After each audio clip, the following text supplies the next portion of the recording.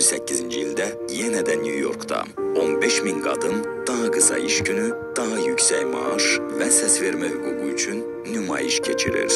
Nümayişdə iştirak edən qadınların şüarı çörək və gül idi.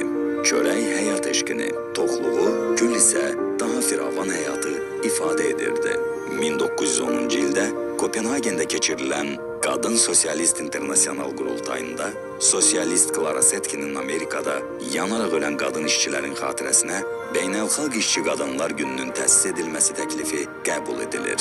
Beynəlxalq İşçi Qadınlar Günü ilk dəfə 1911-ci il martın 19-u Avstriya, Danimarka, Almaniya və İsveçrədə qeyd edilir. 1914-cü ildən isə martın 8-i qeyd olunmağa başlayır. Həmin ərəfələrdə Çar Rusiyasının müxtəlif bölgələrində pis həyat tərzinə qarşı qadın nümayişləri baş tutur. 1916-cı ilin fevralında da Bakıda Babi Bunt adı ilə bilinən qadın qiyamı olur.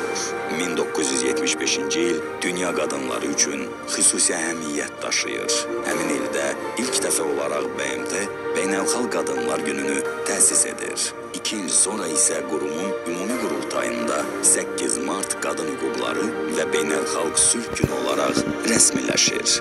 Azərbaycanda 8 mart 1917-ci ildən qeyd edilir. 48 ildən sonra isə bu tarix qeyri-iş günü hesab olunur. Azərbaycan rəsmi şəkildə qadınlara qarşı münasibətdə ayrı seçkiliyin bütün formalarının aradan qaldırılması haqqında Beynəlxalq Konvensiyaya qoşulur.